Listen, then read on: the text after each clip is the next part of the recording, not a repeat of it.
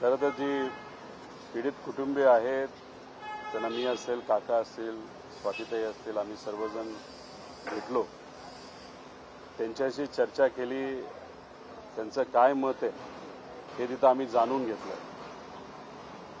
या सर्वांचं एकच मत आहे, हा जो विक्षिप्त आणि जो क्रिमिनल माइंडेड व्यक्ती आहे, ज्याने हे कृत्य केलं, त्या व्यक्तीला फक्त एकच सजा मिळाली पाहिजे, ते म्हणजे फाशी, आणि ते सुद्धा लवकरात लवकर. बाकी या परिवाराची काही आर्थिक कुठेही काही मागणी नाही, काय नाही, फक्त त्या मुलीला न्याय मिळाला पाहिजे अशी या सगळ्यांची मागणी आहे. फाशी ही लवकरात लवकर तिथं झाली पाहिजे. आम्ही सुद्धा त्यांना सांगितलं, सरकार मदत करेलच, प्रशासकीय अधिकारी मदत करतील, पण आमच्यासारख्या सामाजिक कार्यकर्त्यांकडनं सुद्धा जर त्यांची काही अपेक्षा असेल तर नक्कीच ती आम्हाला सांगावी. चांगले वकील, त्यांच्याकडनं काही सल्ला, या सगळ्या मदत करण्यासाठी आम्ही सर्वजण त्या ठिकाणी तयार आहोत, अशी भूमिका त्यांच्यासमोर तिथं मांडली. त्याच्याचबरोबर सरकारला आम्हाला खरं तर विनंती करायची आहे, बाल हक्क समिती यांच्याकडनं ज्या पद्धतीने लवकरात लवकर काही पावलं घेण्याची अपेक्षा आहे, ती पावलं तिथं घेतली जात नाहीत.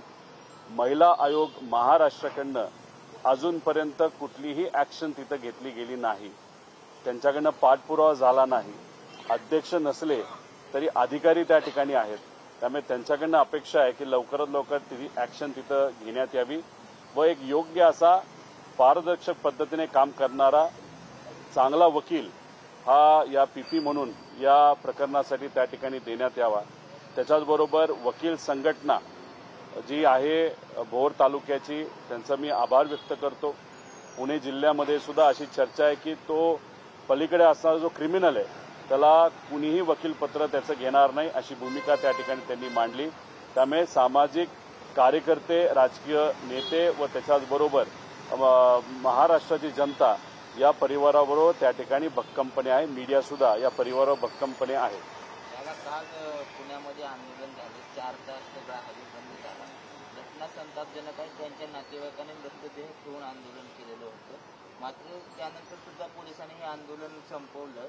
त्यांचं समाधान झालं का राज्य सरकारच्या चर्चेशी? काय आता तुम्ही चर्चा केली, काय बोलणं झालं होतं आंदोलनात? एकतर काल जे काय आंदोलन झालं, लोक भावनिक आहेत, परिवार भावनिक आहेत, या सोसायटीमध्ये राहणारे सुद्धा लोक तिथं भावनिक आहेत, आणि त्या अनुषंगाने लोक रस्त्यावर उतरून त्या चिमुकलीला न्याय मिळावा यासाठी तिथं प्रयत्न करत होते.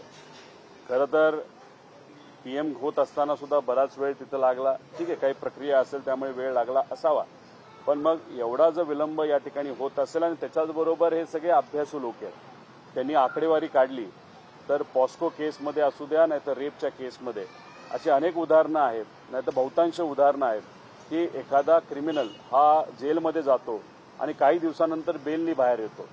मग या चिमुकलेला न्याय कसा मिळणार, अशी लोकांची भावना तिथं होती. म्हणून जेव्हा सकाळी का दुपारी पालकमंत्री सुनेत्रा वहिनी इथं आल्या होत्या, काकी आल्या होत्या, त्यांनी सुद्धा सीएम साहेबांबरोबर या लोकांचं बोलणं करून दिलं.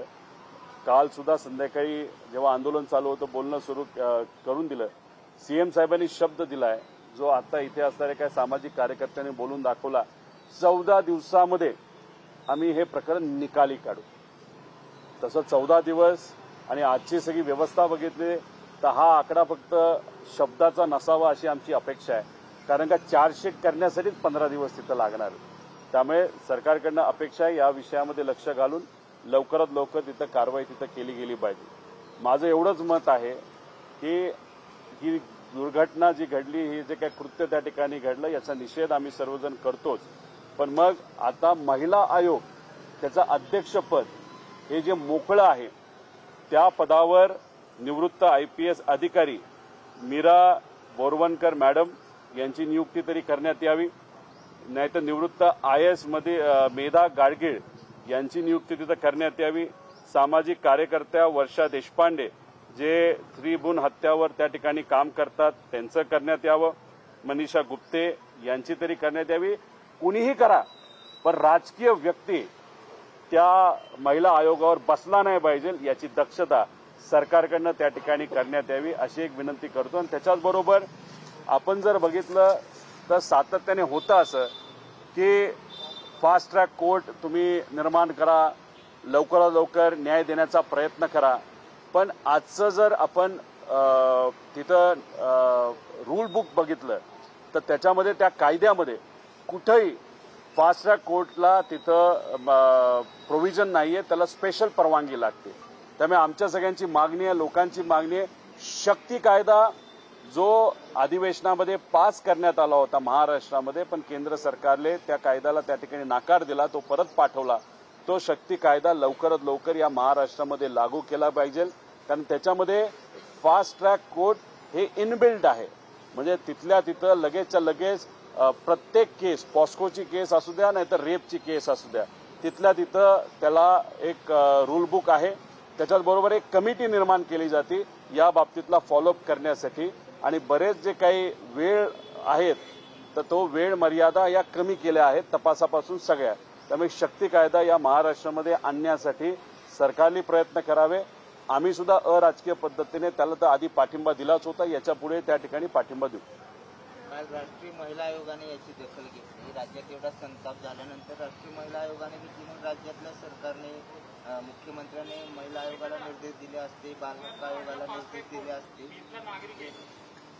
घटनेला 10 वर्ष झाली, फास्ट ट्रॅक कोर्टानं खटला चालवला, अजूनही आरोपी तसे या केसमध्ये फास्ट ट्रॅक कोर्टाचा फायदा काय? दादा, माझं हेच मत आहे, तुम्ही बरोबर म्हणत आहात. त्यामुळे मी परिवाराशी बोलत असताना आणि काल सुद्धा मी जेव्हा नचरापूरला गेलो होतो तिथं सामाजिक कार्यकर्ते आणि काही वकील संघटनेतील लोक तिथं आले होते. याच्यामध्ये मी त्यांना स्पेसिफिकली सांगितलं, सुप्रीम कोर्टची एक बच्चन सिंग विरुद्ध स्टेट ऑफ पंजाबची एक केस आहे सुप्रीम कोर्टाची 1980ची. त्याच्यामध्ये मागणी राज्य सरकारकडनं जेव्हा केली जाते तेव्हा कॅपिटल पनिशमेंटची मागणी केली पाहिजे, आणि ती जर केली तर निकाल हा 100% तिथं लागू शकतो. पण कायदा जो आपला आहे, कायदा आजचा, तोच काही प्रमाणात चुकीचा आहे, त्याच्यामध्ये पळवाटा आहेत. म्हणून कायदा जी तुमची आणि सगळ्यांची मागणी, कायदाच हा बदलला गेला पाहिजे.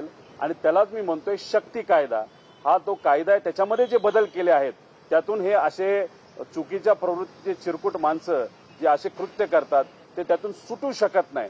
त्यामुळे तुमची मागणी आणि लोकांची मागणी जी आहे, कायद्यामध्येच बदल करा, आणि तीच सगळ्यांची मागणी असल्यामुळे सरकारने शक्ती कायदा हा लवकरात लवकर लागू करण्यासाठी पावले उचलावीत. आणि जर सरकारने निर्णय घेतला की पुढच्या 2 दिवसात 10 दिवसात जेव्हा केव्हा की शक्ती कायदा पास करण्यासाठी एक स्पेशल सेशन बोलवण्यात यावं, आम्ही विरोधात असणारे जे कोणी आमदार आहेत, कार्यकर्ते म्हणून त्याला पाठिंबा देऊन हा शक्ती कायदा लवकरात लवकर पास जर झाला तर तुम्ही म्हणता तसं 10-10 वर्ष, 15-15 वर्ष जो निकाल लागत नाही तो निकाल काही महिन्यांमध्ये तिथं लागू शकतो, पण त्याला कायदा बदलावा लागेल.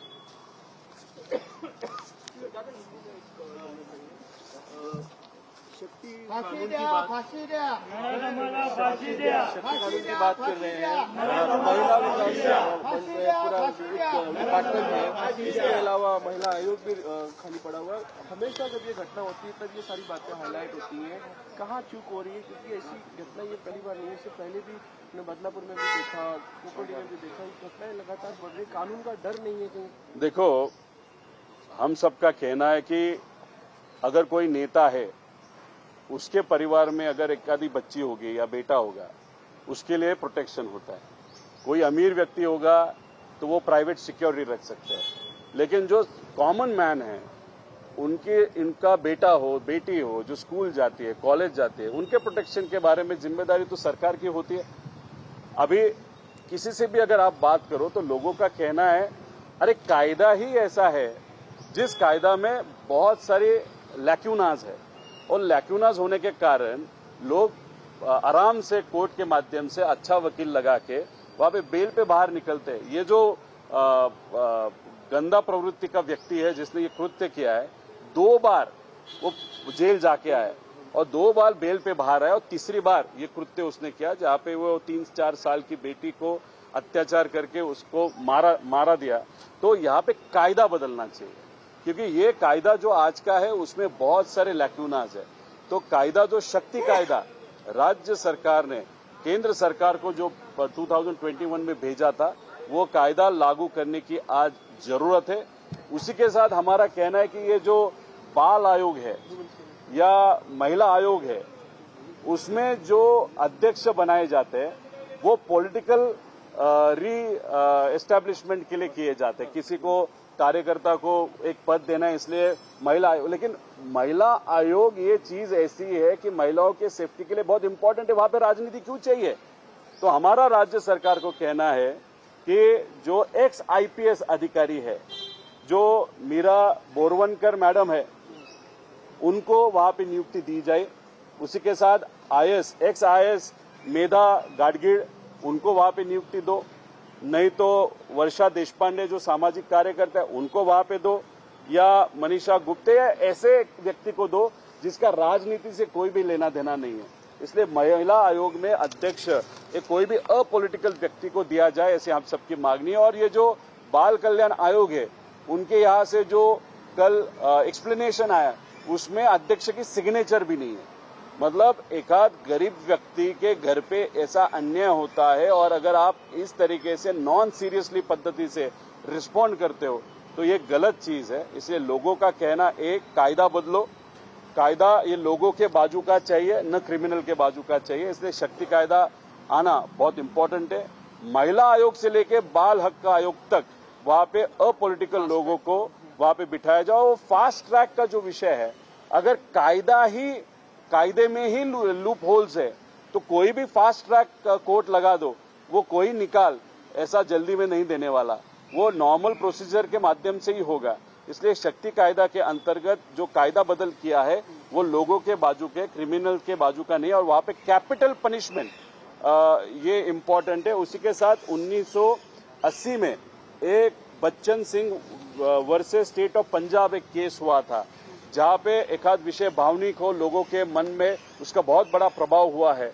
तो इस केस को कैपिटल पनिशमेंट की मांग करना बहुत इंपॉर्टेंट है। इसलिए सरकार जब भी उसका पीपी जब भी मांग करेगा तो कैपिटल पनिशमेंट की स्पेसिफिक मांग अगर की जाएगी तो ही इसको कैपिटल पनिशमेंट या फांसी, ये जो क्रिमिनल है उसको वो हो सकती है। दादा, तुम्ही पीडित कुटुंबियाच्या घरी भेट दिला, आईला भेटला, पण तिच्या वडिलांनी ना एक व्हिडिओ पाठवलाय मीडियाला की कुठल्याही राजकारणाला, सगळ्या राजकारणाला माझी विनंती आहे की माझ्या मुलीच्या नराधमाला जोपर्यंत फाशी होत नाही तोपर्यंत कुठल्याही राजकीय नेत्यांनी आमच्या घरी येऊ नका, भावनिक साथ घातली आहे, तुम्ही भेट दिलात, यानंतर त्यांचा हा व्हिडिओ आला। नाही, माझं एवढंच मत आहे की त्या मुलीच्या आईला आम्ही भेटलो, भावाला भेटलो, भाऊ म्हणजे दूरचे कझन्स असावे, आणि त्यांच्या सगळ्यांशी बोलून मी त्यांना हेच सांगितलं, आम्हाला सुद्धा या बाबतीत राजकारण करायचं नाही, त्यामुळे आमचे जे काही स्टेटमेंट आहेत अराजकीय, पण शेवटी मुलीच्या वडिलांनी जर ही भूमिका घेतली असेल तर नक्कीच त्याला मान दिला पाहिजे, सन्मान दिला पाहिजे। तो व्हिडिओ मी आधी बघितला नव्हता, आधी बघितला असता तर मी सुद्धा त्यांच्या इच्छेप्रमाणे इथं यायला टाळलं असतं। पण कालचं जे आंदोलन झालं ते पालकांकडनं झालं, कालचं जे संध्याकाळचं आंदोलन झालं हे लोकांकडनं झालं। आता दुपारच्या आंदोलनामध्ये आम्ही स्वतः नचरापूरमध्ये जाऊन संवाद लोकांशी साधला, काही गोष्टी आम्ही समजून घेतल्या, त्याच्यामध्ये आम्हाला सांगत असताना या क्रिमिनल व्यक्तीवर कारवाई झाली पाहिजे ही तर बेसिक मागणी आहे, पण तिथं असताना लोकांनी आम्हाला परिवाराच्या काही वेगळ्या अडचणी सांगितल्या होत्या, त्या समजून घेण्यासाठी काल आंदोलन झालं हे समजून घेण्यासाठी खरं तर आम्ही आलो। पण याच्यात कुणीही राजकारण करू नये, जी परिवाराची भूमिका तीच आमची त्या ठिकाणी भूमिका आहे आणि त्या भूमिकेला मान सन्मान देणं हे महत्वाचं आहे। आणि त्यांची जी मागणी आहे की त्याला फाशी झालीच पाहिजे, त्यासाठी लोक आणि खास करून या सोसायटीचे, महाराष्ट्राचे लोक, सामान्य लोक जी लढत आहेत त्यांच्याबरोबर आम्ही सुद्धा जे काय आमच्याकडनं करता येईल ते प्रामाणिकपणे त्या ठिकाणी करू, असा शब्द त्या परिवाराला त्या ठिकाणी दिलेला आहे।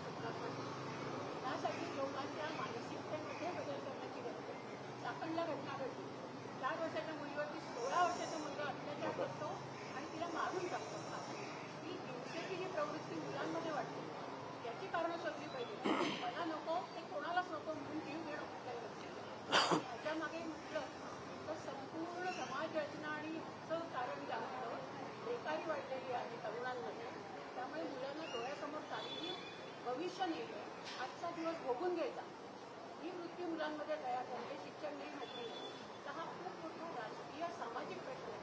ही घटना एक घटना भयंकर आहे, मान्यच आहे. त्याला फाशी द्या, तुम्ही एन्काउंटर करा, काही करा, तो माणूस आहे. पुढच्या घटना करणार नाही आहेत या गोष्टी. राजकीय दबाव पोलिसांवर आणि कायद्यावर आहे आणि लोकांना आता लोकांचा पूर्ण विश्वासच उडालेला आहे न्याय संस्थेवर. उन्नाव, हाथरस अशा ज्या घटना घडल्या बघितल्या आपण.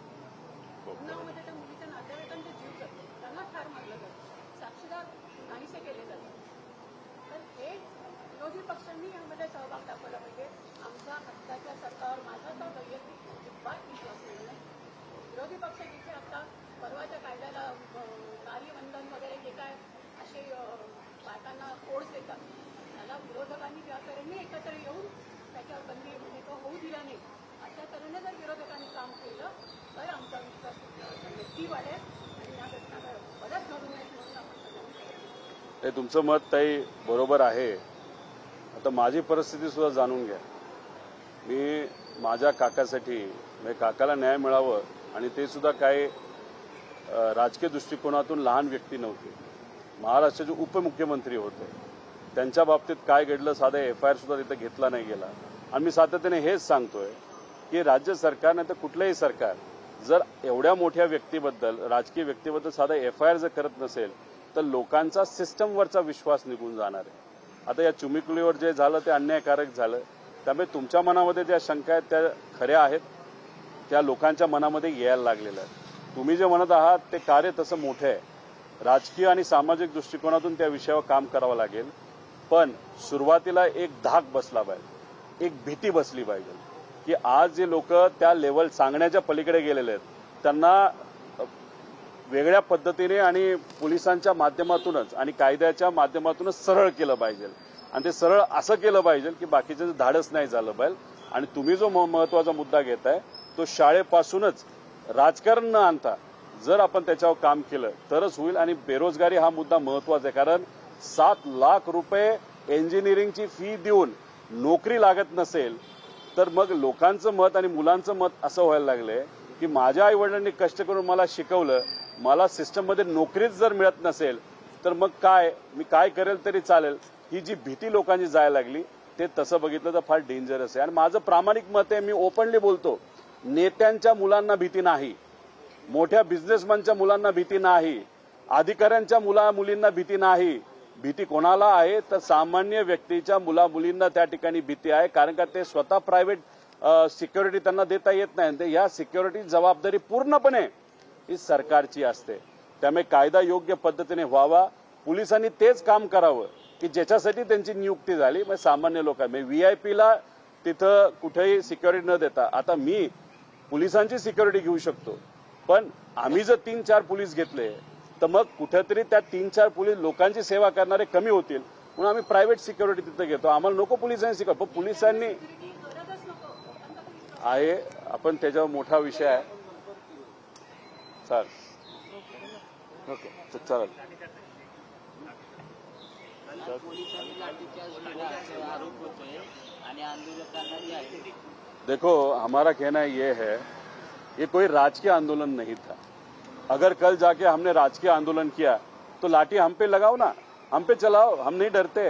लेकिन कल जो आंदोलन हुआ वहां पे कोई भी पॉलिटिकल व्यक्ति नहीं था, ये सोसाइटी के लोग थे. और उस बच्ची पे जो अन्याय हुआ, पूना से जो लोग वहां पे इकट्ठा हुए थे उन्होंने वो आंदोलन किया था. अगर वहां पे वो लोग सुनने क्यों नहीं रहे थे? कोई पॉलिटिकल डिमांड नहीं थी. उनकी डिमांड थी कि आप अश्योरिटी दे दो कि ये जो क्रिमिनल है उसके ऊपर कैपिटल पनिशमेंट वहां पे दी जाएगी. वो अश्योरिटी उनको अगर स्टार्टिंग में मिल जाती लोग निकल जाते. कॉमन लोग है, कॉमन मैन है, इनको कहाँ पे भी रास्ता रोकना वगैरह ये न करने वाले लोग हैं. लेकिन यही लोग जब गुस्सा करते हैं, यही लोग जब रास्ते पे उतरते हैं तो इशू बहुत क्रिटिकल और इम्पोर्टेंट होता है. कल का इशू बहुत इम्पोर्टेंट था और ये लाठीचार्ज से छूटने वाला विषय नहीं, ये संवाद से छूटेगा, ये अश्योरिटी देने के बाद छूटेगा. कहा न कहा तो भी कल अश्योरिटी न मिलने के कारण ये 3 घंटा वहां पे रोड बंद किया गया. लेकिन अगर संवाद के माध्यम से ये विषय को हटाला जाता या चर्चा की जाती तो वो इतना बड़ा आंदोलन नहीं होता. लेकिन उनकी मांग है वो एक्सेप्ट करने की जरूरत है. लोग देखना चाहते हैं आगे के 15 दिन में क्या होगा. इसलिए आगे के 15 दिन बहुत क्रिटिकल है. लोगों के मन में फिर एक बार पुलिस के बारे में, सिस्टम के बारे में विश्वास बढ़ाने के लिए। फाशी द्या, फाशी द्या, फाशी द्या, फाशी द्या, फाशी द्या, फाशी द्या, फाशी द्या, फाशी द्या, फाशी द्या. पोलिसांनी पण हे म्हटले की आम्ही केलं नाही लाठीचार्ज. हे बघा, लाठीचार्ज जर कोणावर करायचा असेल तर आमच्यासारख्या राजकीय व्यक्तींवर करा. आम्ही एखादं आंदोलन जर करत असेल आणि त्याच्यात कदाचित राजकीय हेतू आहे असं आपण समजा, तर आमच्यावर लाठीचार्ज केलं तर आम्ही काही वाईट वाटून घेत नाही. काल 2 दिवसापूर्वी जी घटना घडली, एका चिमुकणीवर जो अत्याचार झाला आणि दुर्दैवाने त्याच्यात तिला मारलं गेलं, हे जे काय कृत्य होतं एका व्यक्तीला केलं गेलं, त्याच्या विरोधात ज्या स्पीडली, ज्या क्षमतेने आणि ज्या तत्परतेने ऍक्शन ही सरकारने तर पोलिसांकडे घेतली जायला पाहिजे, ती घेतली जात नाही. आणि लोकही अभ्यासू आहेत. त्यांचं मत आहे एवढे फास्ट ट्रॅक कोर्ट झाले, 10 वर्ष न्याय मिळत नाही, तर या चिमुकलीला न्याय कसा मिळणार, या हेतूतून कालचं आंदोलन हे सामाजिक दृष्टिकोनातून अराजकीय लोकांनी, कुणी कुठेतरी काम करतंय, कुणी प्रोफेसर आहे, कुणी स्वतःचा बिझनेस करतंय, कुणी शिक्षक आहे, कुणी कोण आहे, तर या लोकांनी मिळून ते आंदोलन केलं होतं. ह्याच्यात जर संवाद झाला असता, जर त्यांना विश्वास दिला असता, तर आंदोलन 5-10 मिनिटात संपलं असतं. पण कुठंच विश्वास न दिल्यामुळे, संवाद न केल्यामुळे हे आंदोलन वाढलं गेलं. त्यामुळे तिथं कुणीही लाठीचार्ज खरं तर करायला नको पाहिजे होता. पोलीस आज जे काय बोलतील ते बोलतील, तो विषय वेगळा. पण जे काल सामाजिक आणि नागरिक म्हणून जे आंदोलन त्या ठिकाणी केलं गेलं, ते जे बोलतात ते खरं, हे आपण समजून घेतलं पाहिजे. त्यामुळे संवाद करण्याची जरूरत, आणि जी मागणी आहे ती रास्त आहे. 15 दिवसांचं जे काय तिथं टार्गेट हे सरकारने त्या ठिकाणी दिलंय, याच्यात निकाल काढण्यासाठी ते 15 दिवस महत्वाचे आहेत. जर 15 दिवसात काहीच नाही झालं तर लोकांचा, सामान्य लोकांचा विश्वास हा सिस्टमवरनं आणि पोलीसवरनं त्या ठिकाणी उडून जाऊ शकतो. त्यामुळे कृपा करून सरकारकडनं या विषयामध्ये लक्ष घालून लोकांची जी मागणी होती ती केली पाहिजे. आणि लाठीचार्ज करायचा असेल तर आमच्यावर करा, पण सामान्य लोकांवर करू नका, हे मात्र त्या ठिकाणी सरकारला सांगतो. तुम्ही नेत्यांचा आवाज कदाचित दाबू शकता, पण सामान्य जनतेचा आवाज हा तुम्हाला कधीही दाबता येणार नाही, कारण का तो आवाज हा प्रामाणिक असतो. एवढंच सरकारला या ठिकाणी सांगतो.